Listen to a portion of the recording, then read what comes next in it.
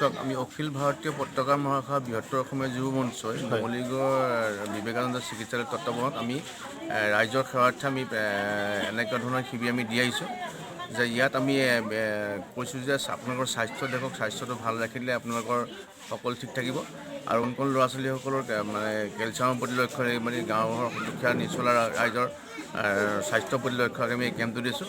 এই কেম্পটোৰ উদ্দেশ্যই হ'ল যে আমি দেহা থাকিলেহে বেহা, আমাৰ দেহাটো ঠিক কৰি সদায় ৰাখিব লাগিব আৰু সৎ কাম কৰিবলৈ সৎ মন লাগিব।